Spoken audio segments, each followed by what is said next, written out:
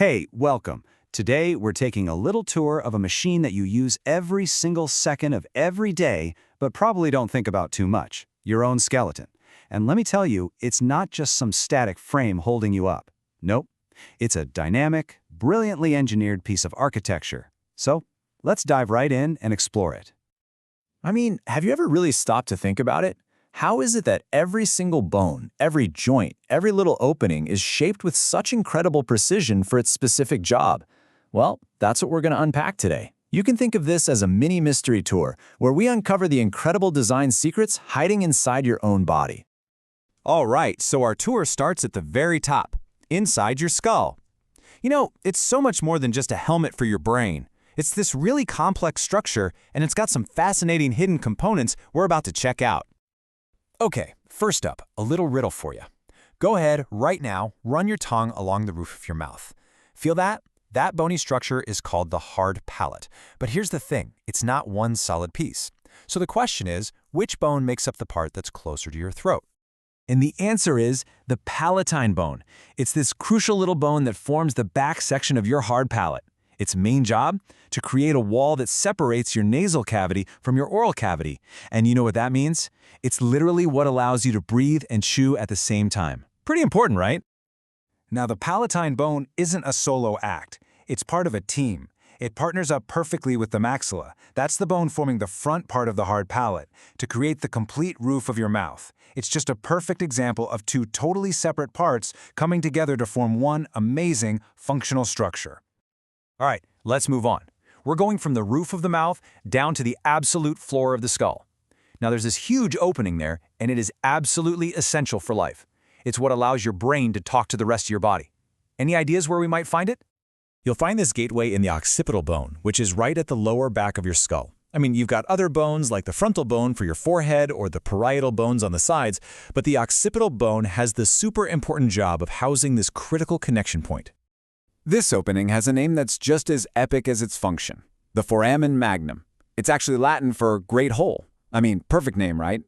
It truly is the superhighway for your entire nervous system, the main route connecting your body's command center, the brain, to every other part of you. Okay, so if we follow that superhighway down from the skull, we arrive at the spine. Now, your spine isn't just a stack of bones for support.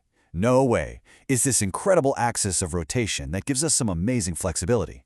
But what part is actually responsible for that twisting motion? Think about it. When you twist to look behind you, what's making that happen? It's so easy to think it's got to be the big, chunky parts of the vertebra doing the work, but the real answer is actually a lot more subtle and way more elegant. So, before we get to the answer, let's look at what it's not. The big vertebral body? Nope, that's all about strength. The spinous and transverse processes? Well, those are mainly just docking points for your muscles. All these parts are built for stability and providing anchor points, not for enabling that twist. The real secret is much, much smaller. Get this, the real heroes of spinal rotation are these small gliding joints called the articular facets. They are angled in just the right way to let the vertebrae slide past one another. You can almost think of them like these tiny interlocking gears that perfectly guide the twisting motion of your spine. All right, heading further down the body now. We get to the lower body's power players, the hip and the knee joints. And these things are just marvels of biological engineering, designed to handle immense forces while still allowing for incredible movement. And here we see this fantastic contrast in design. In your hip, you've got the femoral head, a structure built for maximum movement. But then in the knee, you have the tibial plateau, and that's all about rock-solid support. It's just a perfect example of form-following function. So let's zoom in on the hip for a second. What is it about the femoral head? That's the very top of your thigh bone. What makes it the perfect component for a joint that needs to move in pretty much every direction? Well, its secret is all in the shape. The femoral head is beautifully smooth and round, almost a perfect sphere. This ball fits so snugly into the socket of the pelvis, and that's what allows for that incredible wide range of motion you have in your hip. It's a simple, elegant design where shape completely dictates capability. Now let's shift down to the knee. Just below your kneecap, at the very top of your shin bone, the tibia, there's a structure called the tibial plateau. So what's its main job? What's it there for? Its job is all about one thing, and that is support. See, unlike the round femoral head that's built for movement, the tibial plateau is relatively flat. You can think of it as a stable platform designed specifically to bear the massive weight that's transmitted down your leg when you stand, walk, or run. It's the very foundation of the knee joint. So from the skull down to the spine, all the way to the knee, we've seen this really consistent theme, haven't we? There is this elegant principle at work that governs the architecture of our entire skeleton. You know that phrase we just used for the femoral head? Smooth and round, facilitating movement.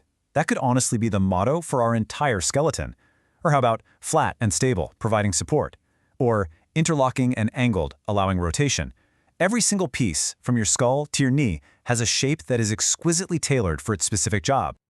So the next time you take a step or turn your head, just take a second to remember the incredible, hidden architecture at work. It really is a masterpiece of design where form is function. And it kind of makes you wonder, what other elegant designs are at work in your body right at this very moment?